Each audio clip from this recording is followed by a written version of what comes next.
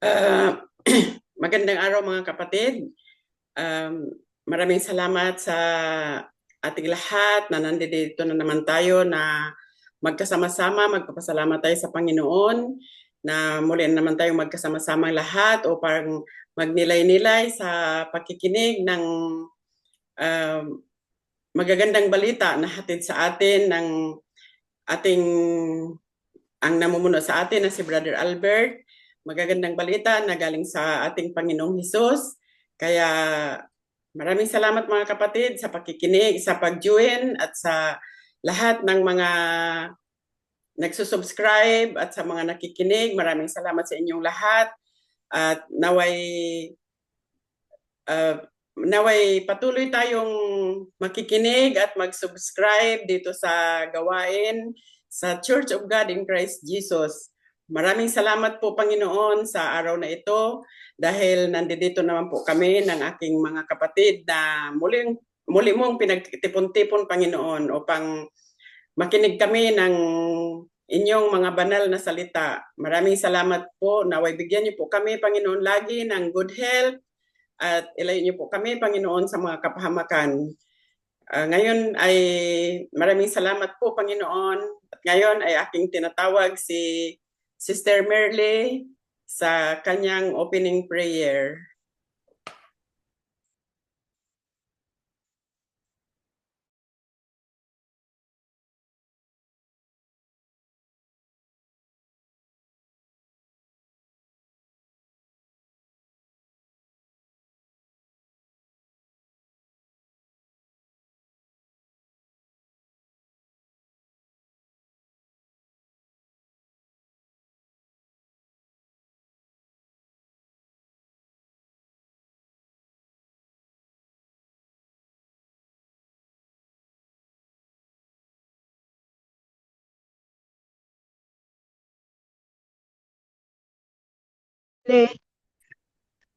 Diyos, puri ka na sa Panginoon. Dinatakilan na walang hanggan. Ikaw ang aming Panginoon. Papuri tayo, Panginoon. Maraming salamat po, Panginoon, sa sa araw na ito, ng araw na linggo, Panginoon. At dumating na naman po ang aming pagtitipon. Maraming salamat sa inyong pagkagabay. Patnubay, Panginoon. Muli, Panginoon, kasama namin kayo sa lahat ng aming gawain ito, Panginoon. Maraming salamat, Panginoon, at sa aking mga kapatiran mula sa kanilang pamilya, Panginoon. Nawa, Panginoon, ay nasa mabuti silang kalagayan sa punong kanilang mahal sa buhay, Panginoon. Maraming salamat po, Panginoon, sa iyong mga biyayang walang hanggan, sa lahat po ng aming mga tagapakinig, mga subscriber, i-bless niyo po sila, Panginoon. Humipo po kayo, Panginoon, na marami pang inyong alagad, Panginoon, at nawa makinig sa inyong mga mabuting balita, Panginoon. Maraming salamat po sa lahat ng mga lahat ng may mga partisipasyon dito, nakikinig, ang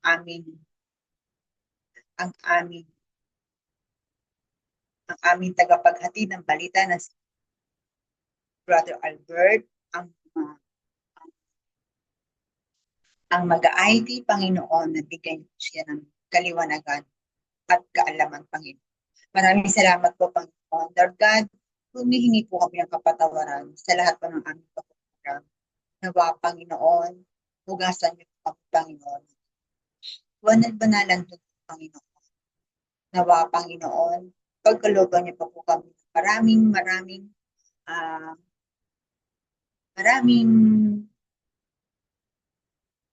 blessing, Panginoon, na mula sa inyo dahil kayo po ang lahat po ito ay nasa inyong lahat na walang katapusang biyaya, Panginoon. Maraming salamat po, Panginoon. Nawa, Panginoon, handa po kami makinig sa inyong gustong iparating sa amin, Panginoon. Nawa, ito ang magiging aming sandigan at gabay sa aming buhay, Panginoon. Nawa, Panginoon, liwanagan po ang aming isip na ito ay aming maunawaan. Ito ang aming tumimo sa aming isip at puso, Panginoon. Maraming salamat po, Panginoon. Maraming salamat. Kapayapaan ng Panginoong Diyos sa atin ang sumaatin. Amen.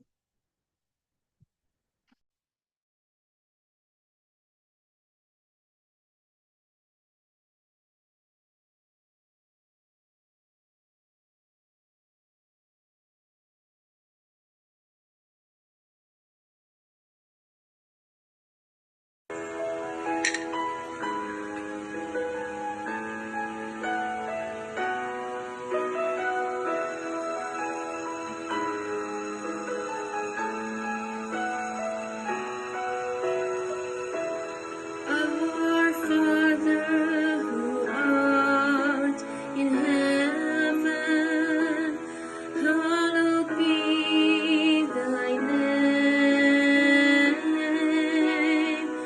Thy kingdom come, thy will be done on earth as it is in heaven.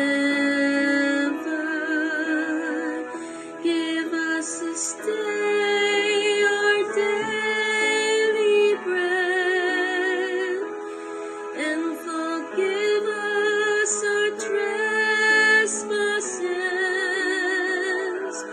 as we forgive those who trespass against us. And lead us not into temptation, but deliver us from evil.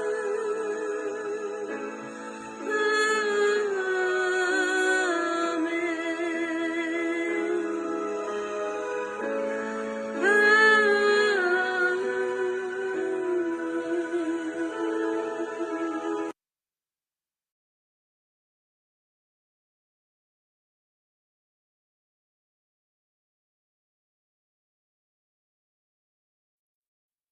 Psalm 1:1-6, the way of the righteous and the wicked.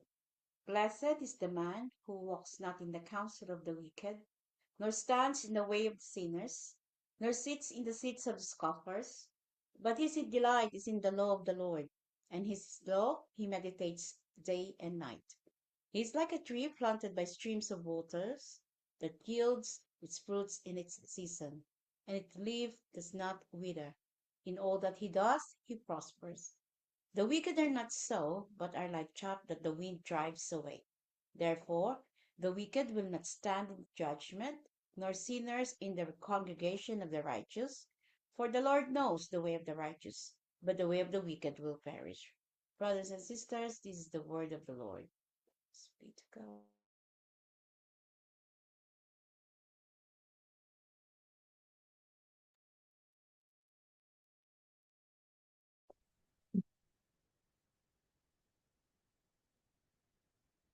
Papuri, parangal, pasasalamat ang aking ibinabalik sa Diyos na buhay. Taos puso po ako nagpapasalamat sa ating Diyos at ako po'y pinagbigyan sa pagkakataong ito upang ang aking nalalaman sa tunay na buhay at sa kaalaman ng kanyang mga magandang balita ay nagkakaroon ako ng magandang kaalaman sa kanyang katuruan. Ang akin pong ipaliliwanag at sa hapong ito, tanghaling ito ay kinuha ko po sa Romans chapter 28 verses Romans chapter 8 verses 28. Alam natin sa lahat ng bagay ang Diyos ang gumagawang kasama ang mga nagmamahal sa Kanya. Ang mga tinawag ayon sa Kanyang panukala sa kanilang ikabubuti. Sapagkat sa mula ay alam ng Diyos kung sino sa Kanya ang mga ito'y itinalaga niyang maging tulad sa Kanyang anak. At sa gayon, naging panganay natin siya. at ang mga itinalaga niya noong una pa sa kanyang tinawag, ang mga tinawag niya sa kanya ring pinawalang sala, at ang kanyang mga pinawalang sala sa kanya namang binigyan ng karangalan. Sa akin pong pagkaunawa sa talatang ito na galing sa Romans chapter 8 verses 28. Alam po natin ang lahat ng bagay na naririto sa ibabaw ng mundo ay iginawad sa atin ng Panginoon, na ako po ay kasama sa kanyang mga pagmamahal, at ito po ay nagpapasalamat ako at ako po ay tinawag na niya bilang isa sa mga alagad niya sa gawaing Church of God in Christ Jesus. Tayo po ay mulat sa pool po ay pinagkalooban ng magandang bagay na ipinagkaloob sa atin ng Panginoon, ang kanyang kabutihan, ang kanyang mga ginawa para sa atin. Ikaw man ay makasalanan o hindi ka makasalanan, ay ang Diyos ay handang gumawa ng kabutihan para sa atin. Tayo po sa mulat-mula, ang sino man ang nasa kanya ay alam po niya ang mga taong nakikipag-isa sa kanyang gawain, at ito po ay alam kong ako ay isa sa isang mga anak niyang na nakipag-isa sa kanyang gawain. Kaya ako ay nagpapasalamat at ako po ay kanyang binigyan ng pagkakataon upang ako ay isang gawin niyang isang panganay na ang panganay natin ay ang Diyos na buhay, at ako po ay ginawa niyang isang tunay na anak ng Panginoon. Handa ka lang makipag-isa sa mga katuruan ng ating Panginoon. At ito po ay talagang sa tunay na buhay ko po ay naramdaman ko ang aking pakikipag-isa sa Panginoon.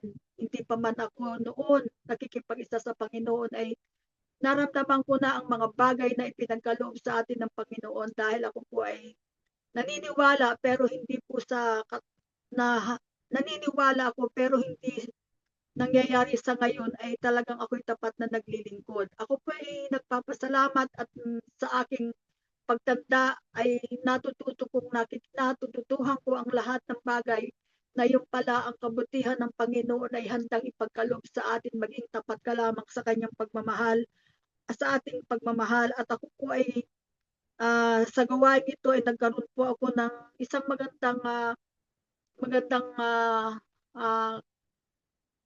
ang mga magandang kabutihang ipinagkaloob ng ating Panginoon.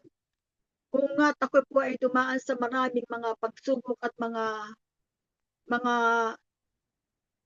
yung mga pagsubok na yun ay iginawad sa akin ang aking katagumpayan, at ang iyong pananampalataya sa Diyos ay at ito po ang pananampalatayang ito iginawad sa akin ng Panginoon, dahil ako po ay isa sa mga pinili niyang maglingkod sa Kanya, at ito po ay aking tinutupad upang ako ay pagkalooban ng buhay na mga bagay at ang higit sa lahat ang espiritual na pamumuhay. At ito po ay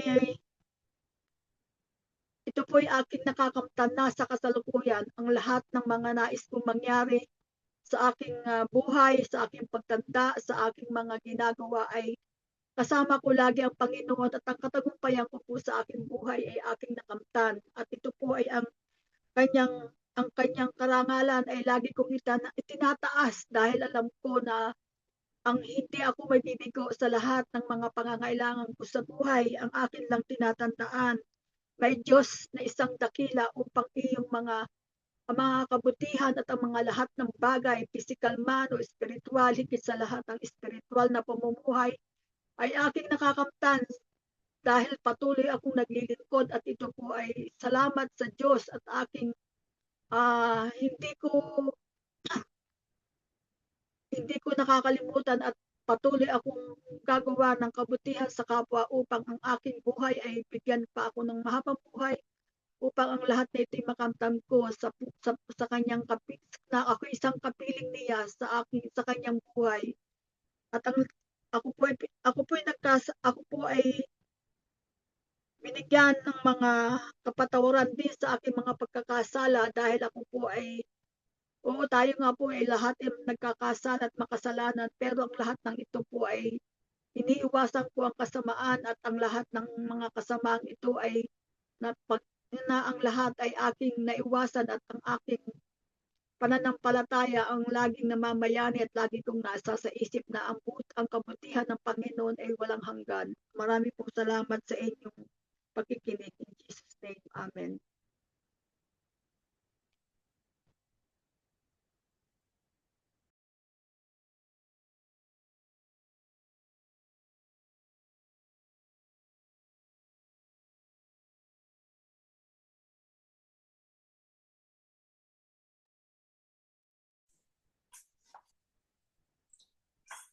Ngayon po ay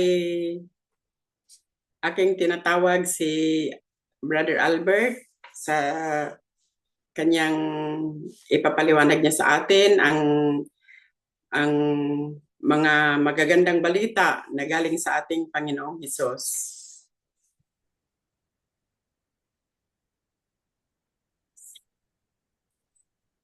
Magandang araw po mga minamahal na magulang at kapatid. Magandang hapon dito sa mga kapatid natin sa UK. Magandang gabi naman dyan sa ating mga kapatid sa Pilipinas. At sa lahat ng makakasaksi sa gawain ito, ay magandang araw po sa inyo lahat. Dalangin ko na ang kapayapaan, ang pag-ibig ng Diyos, at ang katugunan sa lahat ng ating mga kahilingan sa buhay ay sumaating lahat ngayon sa araw na ito habang tayo'y nakikinig ng kanyang mga banal na salita. Maganda po yung binasa ni Sister Shirley at ang kanyang sharing sa atin kung paano na ang salitang ito ay nagkaroon ng bahagi sa kanyang buhay.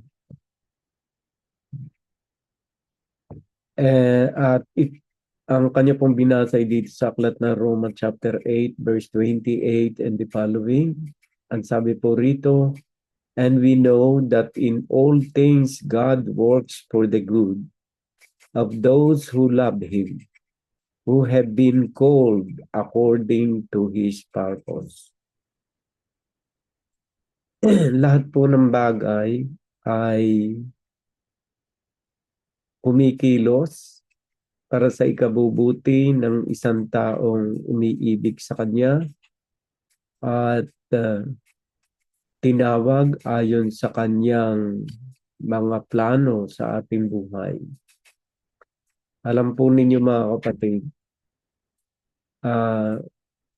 kahit negative, positive na magaganap sa ating buhay, ay ang kinauuwian po niyan kung tayo po ay patuloy na nananampalatayang matibay sa Panginoon at tayo ay sumusunod sa kanyang kalooban, whether ang nagaganap sa atin ay negative or positive.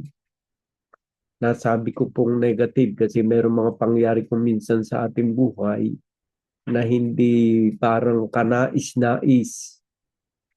At yan din po na may naganap maging sa buhay ng mga tao noong unang panahon na mayroong matibay na pananampalataya sa Diyos. Pero meron pong layunin kasi ang Diyos, kaya kung minsan pinaghihintulutan tayo dumaan sa mga hindi kanais-nais na sitwasyon sa ating buhay. At yung pong mga bagay na yun ay para sa ikabubuti ng bawat isa sa atin. Sa Biblia po, meron nakasulat dito sa aklat ng Genesis chapter 50, verse 15. Ito po sinasabi. Chapter 50, verse 15. Alam po ninyo, iti kasaysayan ni Joseph. Si Joseph po, siya ang pinakabunso sa kanilang magkakapatid na ibinenta siya ng kanyang mga kapatid. At siya nga po'y naging alipid sa Ehipto. At inireport ng kanyang mga kapatid na siya ay napatay Kaya hindi na nakauwi. Sa madaling salita, gumawa ng masama kay Joseph ang kanyang mga kapatid. Pero ganito po ang nangyari sa kanyang buhay kung babasahin po natin. Ito po kasi uh, kasaysayan ni Joseph. Pero sa verse 15 na po lang tayo magsisimula. Genesis chapter 50 verse 15. Kung paano yung negatibo ay sinabi niya na naging for the good. For the good. Kasi nung ipatapon po siya sa Ehipto, nagkaroon ng malaking taggutom. At ang kanyang mga kapatid doon sa Kanaan, doon sa lugar nila ay walang makain. Kaya sila ay pumunta na Ehipto kasi doon merong pagkain. At si Joseph po ay mataas ang katungkulan doon dahil sa karunungan at karunungan na ipinagkaloob sa kanya ng Panginoon. Halos si pangalawa siya sa hari sa kanyang katungkulan. At dahil doon, meron siyang kapangyarihan. At pag ito nga po, nagkaroon sila ng pagkakataong mamit niya yung kanyang mga kapatid dahil nagtagutom doon sa lugar nila, lumipat sa Ehipto, at dito po nila nasumpungan si Joseph. Si Joseph na kanilang ginawan ng masama, na kanilang ibinenta at naging alipin hanggang sa siya ay nakilala na isang taong pinagkalooban ng karunungan ng Diyos. At ito po ang kanyang sinabi sa aklat po ng Genesis chapter 50 verse 15. Ito po ay may kaugnayan doon sa binasa ni Sister Shirley na Romans chapter 8 verse 28. At ito ang pangyayari sa kanyang buhay. When Joseph's brothers saw that their father was dead, they said, "What if Joseph hold a grudge against us and pay us back for all the wrong we did to him?" Yan po sinabi ng kanyang mga kapatid. So they sent a word to Joseph saying, "Your father left this instruction before he died. This is what you are to say to Joseph.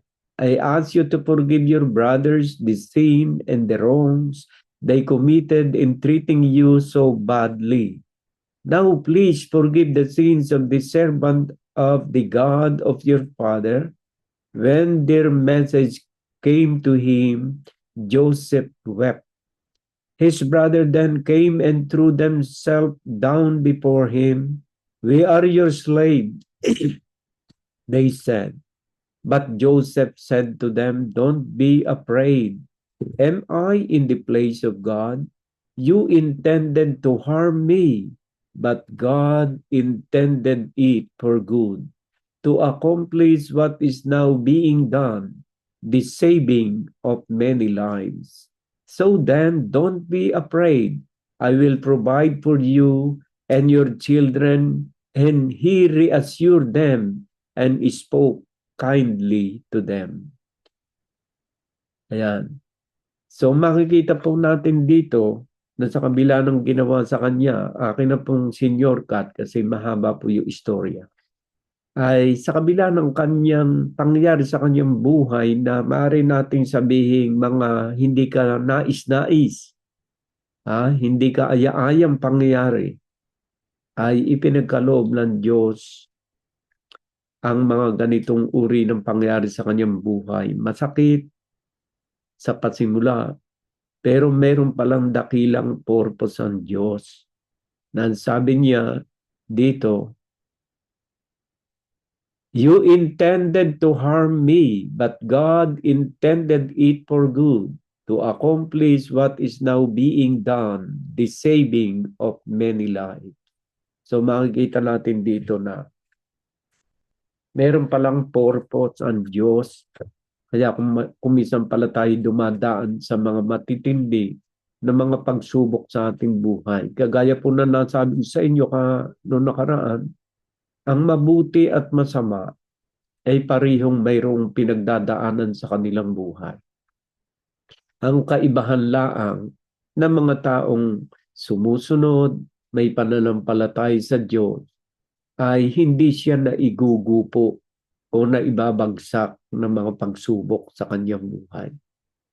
So, yun po malaking pagkakaiba. Pero pagdating po sa mga pagsubok na dumarating sa buhay ng isang tao, ay parehas po na mayroong mga pinagdadaan ng mga bagay na kumisay hindi ka nais-nais.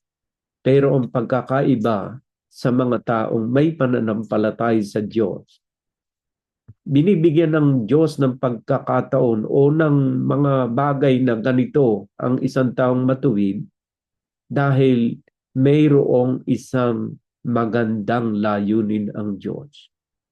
Sa atin po na tayo itinawag ng Diyos ay mayroong dakilang plano siya sa atin. At yan po'y kumisay sinusubok ang ating pananampalataya upang tayo tumaas pang antas ng ating pagkakilala sa Diyos. Kaya tayo dumadaan kumisan, ang iba'y nagkakasakit, ay iba'y nagkakaroon ng mabigat na problema, na sa bandang huli ipinagkakalubang kalutasan ng mga problemang ito upang higit na lalong makilala natin ang Diyos sa kanyang kapangyarihan. Kaya, kagaya po na nasabi ko sa inyo kanina, tayo ay mayroong mga kuminsang pinagdadaan ng mga hindi ka nais-nais at mayroong pinagdadaanan naman tayong napakagandang pangyayari sa ating buhay. Pero hindi natin dapat na ikalungkot ito, my dear brothers and sisters. Alam natin na sa bandang huli, mayroong magandang ninanaisan Diyos na maganap sa ating buhay. At yan po ay naganap sa buhay ni Joseph. Kaya nga po binanggit ko sa inyo yung kasaysayan ni Joseph ay upang ipakita sa inyo na kahit na mga lingkod ng Diyos ay dumadaan din sa matitinding pagsubok sa kanilang buhay. Pero at the end, mayroon palang dakilang purpose ang Diyos at yun ay para sa ikabubuti hindi lamang ng isang tao, kundi sa ikabubuti ng napakaraming tao na maliligtas dahil sa pangyayaring iyon. So, yung negatibo sa bandang huli ay naging positive. Ganyan po ang mga taong tinatawag ng Diyos. Kaya po dito sa binasa ni Sister Shirley, and we know that in all things God works for the good of those who love Him, who have been called according to His purpose. Alam po ninyo, kung minsan hindi natin nakikita yung hinaharap kaagad. Pero nakikita ng Diyos yun. Yung hinaharap ng ating buhay. Ang ating pong alam hanggang kasalukuyan laang. Kahit ang kinabukasan, hindi natin pwedeng ipagmalaki. Hindi natin pwedeng sabihin ganito tayo kinabukasan. Sapagkat sa bawat oras at sandali ng ating buhay, hindi natin hawak ang darating na panahon sa ating buhay. Pero alam ng Diyos yun. Alam ng Diyos ang magaganap sa ating hinaharap. Ang ating tungkulin ay gampanan kung ano ang pagkatawag niya sa atin. Actually, ang Diyos naman talaga ang tumawag sa atin. 1 Corinthians chapter 1 verse 9. God is faithful who has called you. Ang Diyos ang tumawag sa inyo into fellowship with His Son, Jesus Christ our Lord. So tayo'y tinawag lahat ng Diyos upang magkaroon ng fellowship o pakikisama sa Kanyang anak. Na ang ibig sabihin ng pakikisama, pagsunod ayon sa itinakdang utos ng Diyos para sa ikaliligtas ng ating kaluluwa na itinuro ng ating Panginoong Hesukristo. Kaya malinaw po yun. Ang ating pinaniniwalaan at sinasampalatayanan ay ang itinuro ng kaisa-isang guro na ang walang iba kundi ang ating Panginoong Hesukristo. So my dear brothers and sisters, mahalaga yun.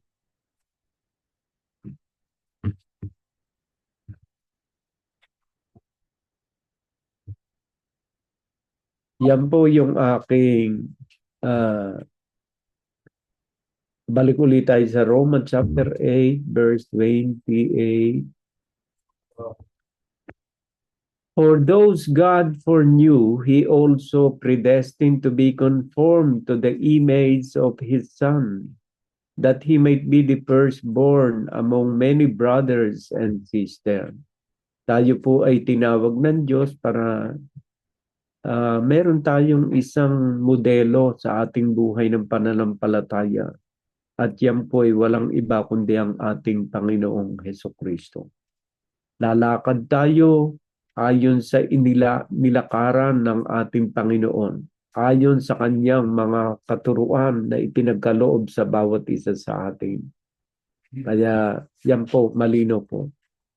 Doon po sa aklat ng Colossians chapter 2 verse 6, ito po sinasabi, So then, just as you receive Christ Jesus as Lord, continue to live your lives in Him.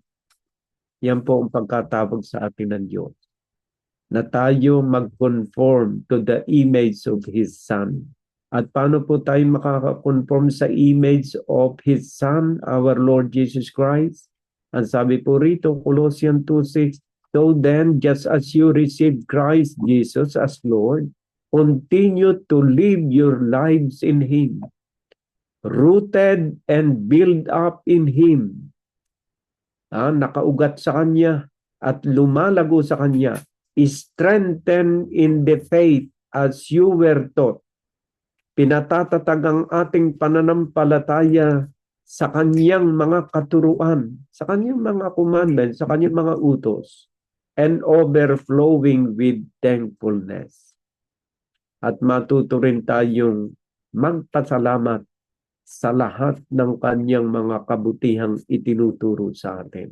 Actually, ang daan ng kaligtasan na ipinagkakalob sa atin ng Diyos ay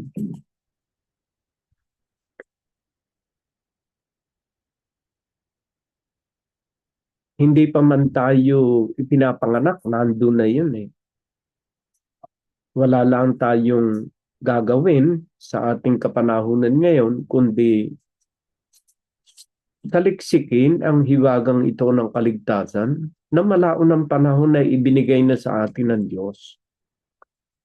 Ano man ang pinagdadaanan ng bawat isa sa atin sa ating buhay, manatili tayo na naka-inline ang ating buhay sa Kanyang mga kautusan na ibinigay sa atin. Dito po sa aklat ng Efeso, chapter 2, verse 10, pinakikita po rito, matagal na po iyang pinagkaloob sa atin ng Panginoon. For we are God's handiwork, created in Christ Jesus to do good works, which God prepared in advance for us to do. Ay ano po ba yung good works na yon? Ang good works pong yon ay yung Kanyang mga utos, yung Kanyang mga kautusan. Habang sinusunod po natin ang Kanyang mga utos, yan pong kautusan ng ating Panginoon, yan po ang tinatawag ng Bibliyang mabuti. Hindi yung ating sariling kaisipan ng mabuti. Kasi meron pong maaaring kabutihan sa ating isipan at sa ating pagkatao, pero hindi naman pala mabuti sa Diyos. Ang tinatanggap po ng Diyos na kabutihan na ating mga ginagawa ay yung mga bagay na naaayon sa Kanyang mga kautusan. Sapagkat ang kautusan po ng Diyos ang tinatawag sa Biblia na mabuti. Basahin po natin sa aklat ng Roma chapter 7 verse 12. So then the law is holy, and the commandments is holy, righteous and good. Alin daw po yung righteous and good? Yung matuwid at mabuti? Yung pong commandments, yung pong kautusan ng ating Panginoong Hesukristo. Kaya nga po kuminsan merong mga kabutihan na akala natin mabuti dahil sa ating sariling paningin ito ay mabuti. Pero hindi naman mabuti pala sa Diyos. Merong nagbabait-baitan na nakikita natin, pero hindi pala tunay na mabuti. Sino po ang tunay na mabuti sa paningin ng Diyos? Aba, ay kung sinabi ng Diyos, huwag kang sasamba sa mga bagay na nilikha ng kamay ng tao, yun po ay mabuti. Kasi utos po ng Diyos yun. Ay paano kung sinusuway natin yung utos na yun? Dumalabag tayo sa mabuti. At sa paningin ng Diyos, kahit tayo'y iniisip nating tayo'y mabuti, hindi pala tayo mabuti sa paningin ng Diyos. Ang mangyayari po noon mapapabilang tayo sa Antichrist. Kasi yung pong Antichrist, para po yung antibiotics na kalaban ng mga biotics, kalaban ng mga viruses or bacteria. Pag tinawag pong Antichrist, yun po yung ibig sabihin kalaban ni Kristo o hindi sumusunod ayon sa mga utos ni Kristo. Upang hindi po tayo matawag na Antikristo, dapat ang gawin natin mabuti ayon sa kalooban ng Diyos. Kung anong iniuutos ng Diyos, yun ang ating gagawin. Dahil tayo pong mga Kristiyano, hindi tayo pwede na umimbento ng ating sarili, ng ating sariling style kung paano tayo magdadasal, kung paano tayo sasamba sa Diyos. Di natin pwedeng gawain yun ayon sa ating sariling estilo. Nahahanap tayo ng isang bagay na siya nating yuyukuran, siya nating sasambahin. Ipinagbabawal po yun ng Diyos. Although maaring sa ating paniwala, noong una, yun ay mabuti. Pero hindi po pala mabuti sa Diyos sapagkat ang utos ng Diyos ay nandun po sa aklat ng Deuteronomy. Malinaw po yung sinasabi. Ang sabi po rito, Deuteronomy chapter 4, chapter 5, verse 7 and 8. Kung tayo po ay talagang tunay na mananampalatay sa Diyos at gusto nating sumunod sa mabuti, na alam natin namang bawat kautusan ng Diyos ay mabuti ayon sa Romans chapter 7 verse 12. Dapat po nating sundin ito upang tayo maging mabuti sa paningin ng Diyos. Sapagkat kahit na ikaw ay napakabait na tao at hindi ka gumagawa ng iba pang mga bagay na masama, ay kung nilalabag mo naman ang utos na ito, lumalabat din tayong kalaban din ng ating Panginoong Jesucristo. Ang sabi po rito sa Deuteronomy chapter 5 verse 7 and 8, you shall have no other gods before me. You shall not make for yourself an image in the form of anything in heaven above, or on the earth beneath, or in the waters below. You shall not bow down to them or worship them. For I, the Lord your God, I am a jealous God, punishing the children for the sin of the parents to the third and fourth generation of those who hate me, but showing love to 1,000 generations of those who love me and keep my commandments. So pag tayo'y masunurin pala at handang sumunod sa kanyang mga kautusan sa verse 10, but showing love to 1,000 generation of those who loved me. Bakit inibig? Kasi sumusunod ka sa kanyang utos and keep my commandments. Sinusunod mo kung ano yung mabuti na sinabi ng Diyos. Ang paglabag sa kanyang kautusan ay paglabag sa mabuti. At kung gusto natin maging mabuti sa paningin ng Diyos, kailangan sundin natin ang kanyang kautusan. Kahit na tayo ay nakasanayan na natin yun na mahabang panahon, kung talagang handa kayo na sundin ang mabuti at maramdaman ninyo ang tunay na pag-ibig ng Diyos at maramdaman natin na ang tunay na layunin ng kaligtasan na ipinagkakaloob ng Diyos, sabi nga sa Romans 8:28, everything will work together for the good of the one who love God. Lahat ng mabuti ay Everything will work together for the good. Everything, whether yung hindi kanais-nais na bagay na nagaganap sa ating buhay, at the end, para sa ikabubuti sa mga taong umiibig sa Kanya at sumusunod sa Kanyang kalooban. Sapagkat yun ang Kanyang pagkatawag. Ang purpose ng Diyos ng pagkatawag sa atin ay ang pagsunod sa mabuti. At ang mabuti ay ang Kanyang mga kautusan. So my dear brothers and sisters, kumisan po masakit ang aral ng salita ng Diyos. Pero ninanais ng Diyos ang mabuti na maganap sa ating buhay. At yun po ay ang pagsunod sa Kanyang kautusan. Alam po ninyo, dito sa aklat ng James chapter 2 verse 10, ito po sinasabi, "For whoever keeps the whole law and yet stumble at just one point is guilty of breaking all of it. For he who said, 'You shall not commit adultery,' also said, 'You shall not murder.' If you do not commit adultery, but you do commit murder, you have become a lawbreaker. Speak and act as those who are going to be judged by the law that gives freedom. Because judgment without mercy will be shown to anyone who has not been merciful. Mercy triumphs over judgment." So, ang hinihiling po ng salita ng Diyos ay ang kumpletong pagsunod sa Kanyang kautusan. Ito po naman ay ayon sa salita ng Diyos, my dear brothers and sisters. Kung gusto nating gumawa ng mabuti, ang mabuti po sa paningin ng Diyos ay ang sundin ang Kanyang mga ipinag-uutos. Sa Biblia, meron nga pong binabanggit din ang mga antichrist na binabanggit.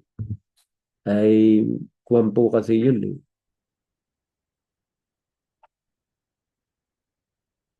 Meron mga antikristong binabanggit dito. Kahit nga po nung panahon ng mga apostol, merong antikristo. Pero sino po ba yung antikristo? Dear children, this is 1 John chapter 2 verse 18. Dear children, this is the last hour, and as you have heard that the Antichrist is coming, even now many Antichrists have come. This is how we know it is the last hour. Ano po ang dahilan kung bakit naging Antichrist sila? They went out from us. Ibig sabihin, humiwalay sila sa mga apostol. Ang paghiwalay po nila sa mga apostoles, paghiwalay sa mga kautusan, paghiwalay sa aral ng ating Panginoong Jesucristo. Kaya ang sabi po sa verse 19, ito po ang dahilan ng paghiwalay, they went out from us, but they did not really belong to us. For if they had belonged to us, they would have remained with us. But their going showed that none of them belong to us. Pero iba po kayo kasi kayo po yung nananatili sa aral ng Diyos. Kaya sa verse 20, ito ang sinabi ni St. John, "But you have an anointing from the Holy One, and all of you know the truth. I do not write to you because you do not know the truth, but because you do know it, and because no lie comes from the truth." Wala po naman talagang kasinungalingan sa salita ng Diyos eh. Yun po ang truth. Wala na pong pinakatotoo sa balat ng lupa kundi ang salita ng Diyos. Bawal nga po sa Diyos ang magsinungaling. Kaya meron palang hindi magagawa ang Diyos. At yung bagay na pagsinungalingan tayo ng mga bagay na mabuti sa ikaliligtas ng ating kaluluwa. Yan. So my dear brothers and sisters, madaling makilala ang mga Antichrist. Ang Antichrist, kahit ng panahon ng mga apostoles ay marami. At sino raw po yun? Yung humiwalay sa kanila. Humiwalay sa aral ni Kristo. Humiwalay sa turo ni Kristo. Napakarami po sa ating kapanahunan ng bukang bibig ay si Kristo. Pero tingnan natin ang kanilang mga ginagawa ay labag sa kalooban ni Kristo. Pero ang kanilang sinasabi sila'y kay Kristo. Yan po ang napakasakit na pangyayaring nagaganap sa ating buhay. Kaya mga minamahal, mahirap eh. Ito po, doon po sa aklat ng Titus chapter 1 verse 16, they claim to know God, but by their action they deny Him. They are detestable, disobedient, and unfit for doing anything good. So my dear brothers and sisters, marami naman talaga magsasabing sila'y kay Kristo. Kahit basahin natin na si Kristo nagsalita sa 24. Ayan. 24. Ayan, 24:4 ng Mateo. Jesus answered, "Watch out that no one deceive you, for many will come in my name claiming I am the Messiah, and will deceive many." Oh, marami naman talaga ginagamit ang pangalan ni Kristo. Pero makikita natin sa uri ng kanilang pamumuhay at uri ng kanilang pagsamba sa Diyos kung tunay na talagang sila'y kay Kristo. Kaya tama yung sabi sa Titus 1:16, they claim to know God, pero yung kanilang mga ginagawa ay laban at kontra sa mga ipinag-uutos ng Diyos. Tayo po rito sa Church of God in Christ Jesus ay tinawag upang sundin ang kabuuan ng utos at salita ng Diyos. At habang ginagawa natin ang pagsunod sa kanyang mga utos, ginagawa natin ang mabuti sa paningin ng Diyos. Kaya nga po nasabi ko sa inyo, merong mabuti sa paningin ng tao na hindi mabuti sa paningin ng Diyos. Ang mabuti sa paningin ng Diyos, sundin lahat ang kanyang mga ipinag-uutos. Ibigin mo ang iyong kapwa. Ibigin mo ang Diyos ng higit sa lahat at ibigin mo iyong kapwa. Ibigin mo rin ang iyong mga kaaway. Pag hindi natin ginawa ang pag-ibig sa kaaway at pagtanggap sa kanila, tayo ay nagiging kalaban ng kautusan ni Kristo. Kung gusto natin na maging perpekto sa ating relasyon sa Diyos, masakit man at kinagisnan man natin na ginagawa natin na uri ng pananampalatayang hindi nakalagay sa Biblia, dapat po nating alisin. Sapagkat tayo mga Kristiyano ay tinawag po upang sundin ng walang labis, walang kulang kung ano ang sinasabi ng banal na kasulatan. Basahin po natin sa aklat ng 1 Corinthians chapter 4 verse 6. Now, brothers and sisters, I have applied these things to myself and Apollos for your benefit, so that you may learn from us the meaning of this saying, do not go beyond what is written. Then you will not be puffed up in being a follower of one of us over against the other. Do not go beyond what is written. At pag tayo po hindi lumabi sa kung ano nakasulat, mararamdaman natin na si Kristo pa lang nagtuturo sa atin.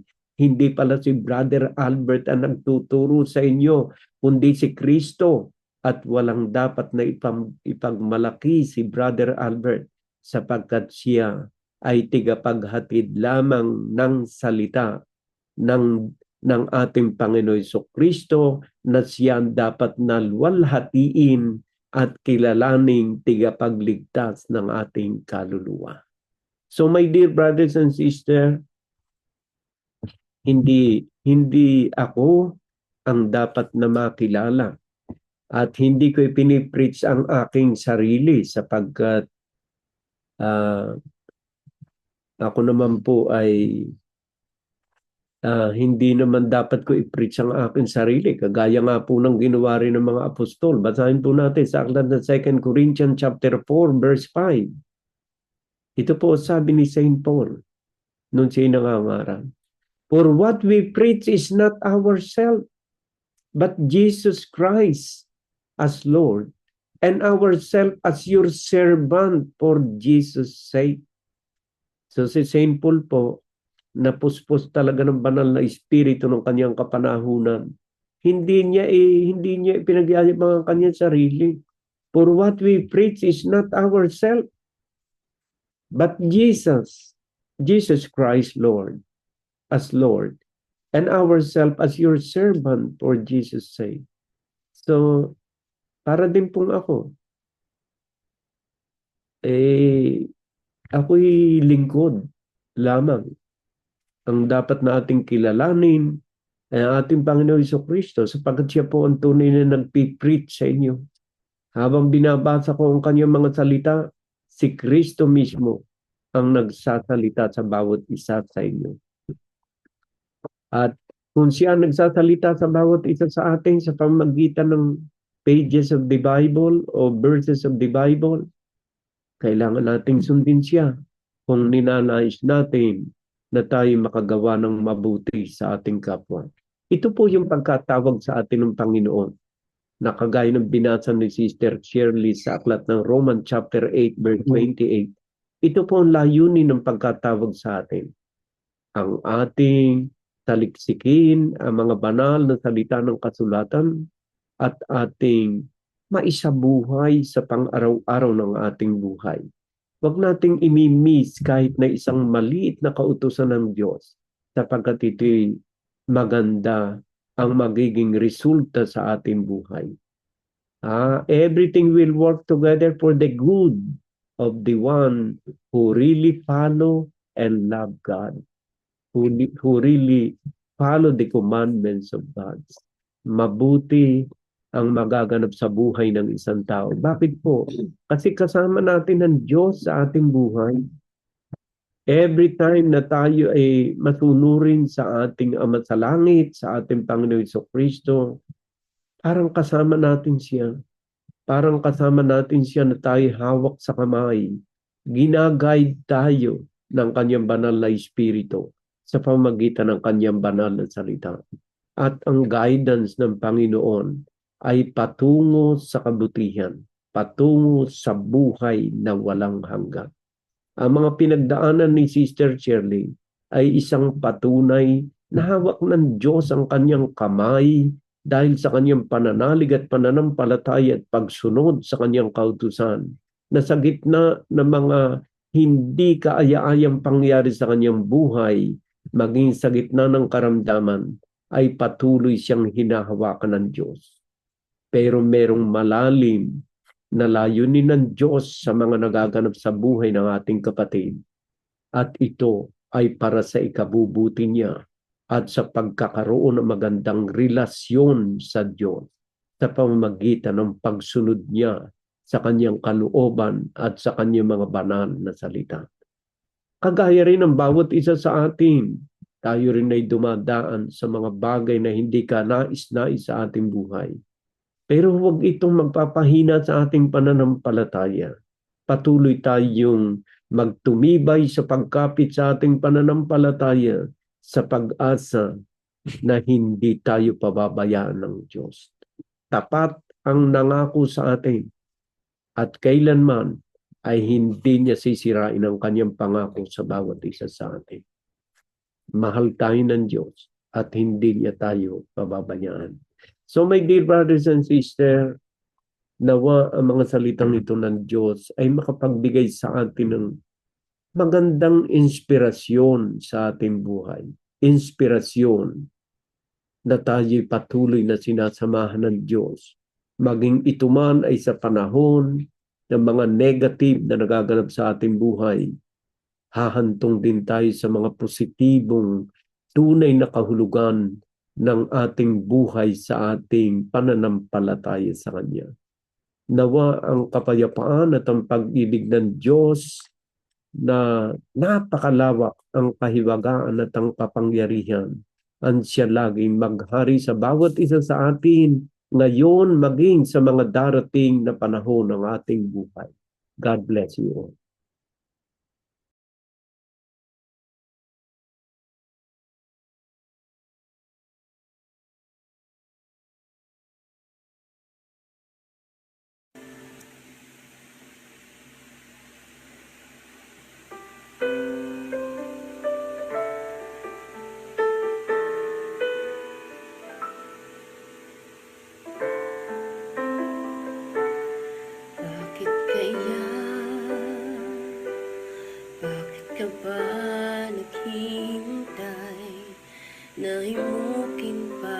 pilitin pa ng tadhana. Alam mo na kung bakit nakakaganyan. Lumulutang nasasayang ang buhay mo at ang ibinubulong ng iyong puso. Natutulog ba ang Diyos? Natutulog ba?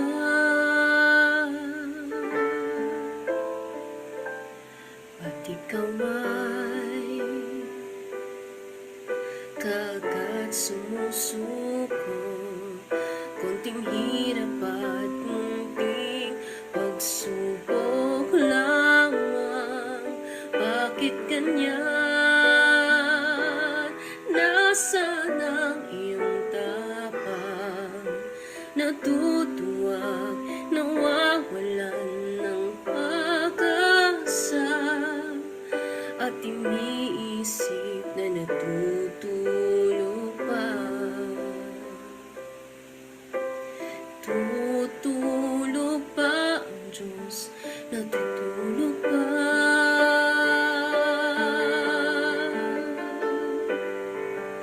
Sikapin mo, pilitin mo, tibayan ang iyong puso. Tanging ikaw ang huhubog sa iyong bukas. Huwag mo sanang akalain natutulog pa ang Diyos. Ang buhay mo ay mayroong halaga sa Kanya.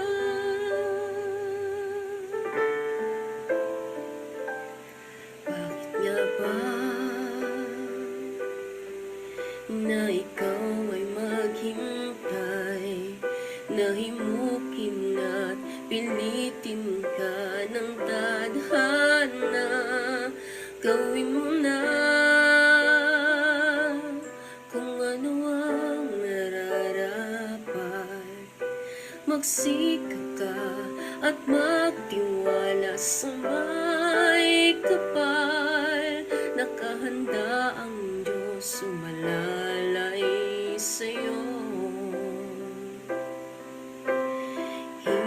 Hinihintay ka lang, kaibigan.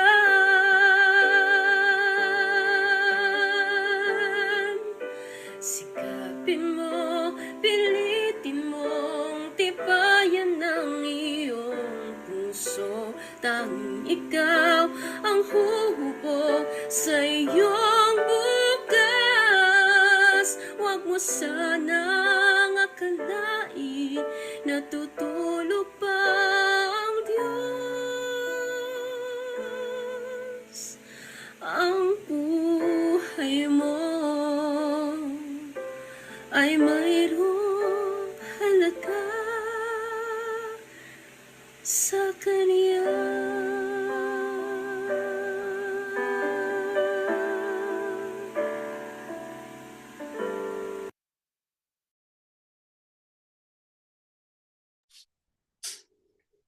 Maraming salamat po, Panginoon, sa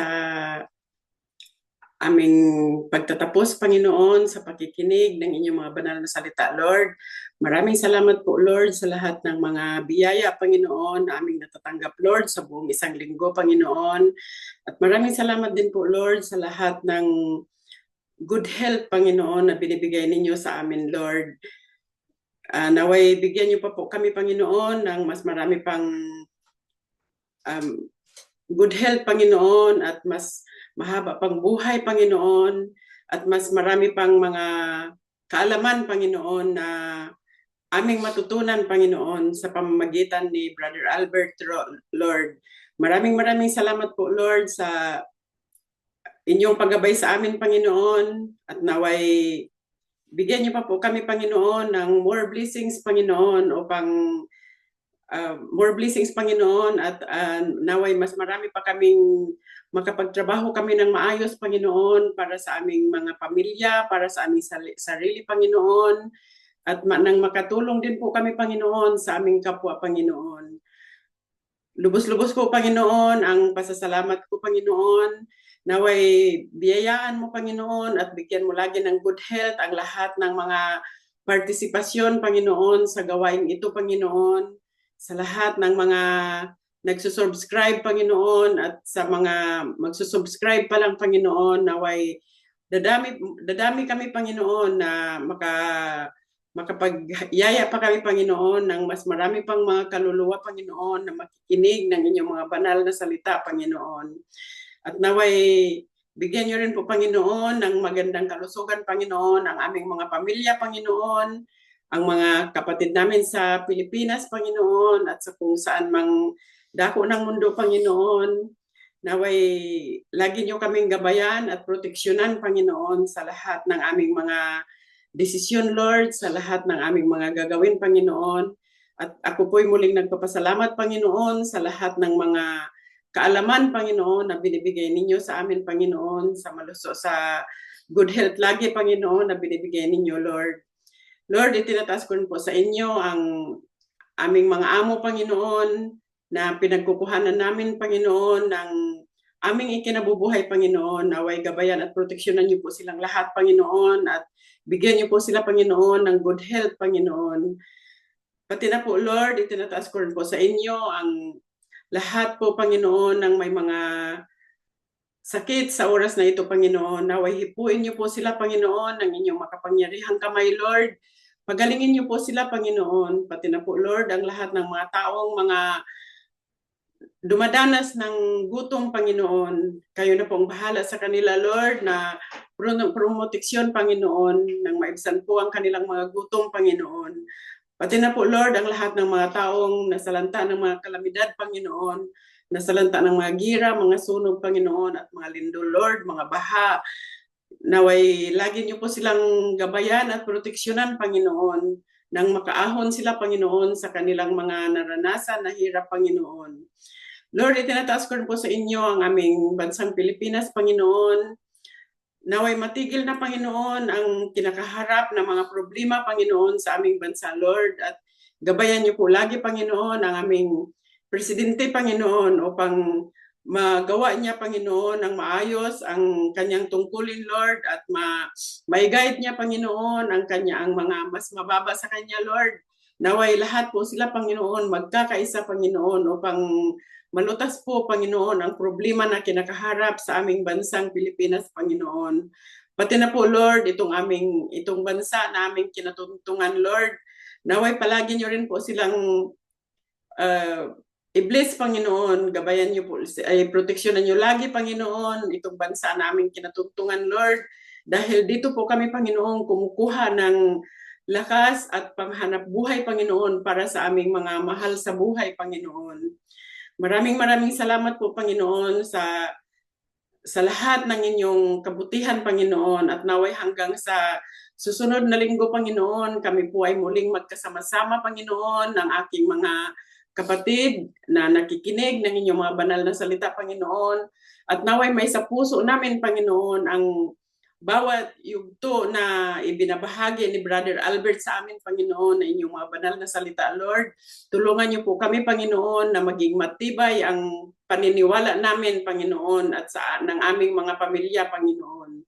Maraming salamat, Lord, hanggang sa susunod na linggo, Panginoon, sa aming pakikinig ng inyong mga banal na salita, sa inyong gabay, Panginoon, sa tulong ninyo sa amin, Panginoon. Maraming salamat po, Lord, sa lahat, Panginoon, ng inyong kabutihan, sa walang sawa ninyong pagmamahal sa amin, Panginoon. Maraming salamat po.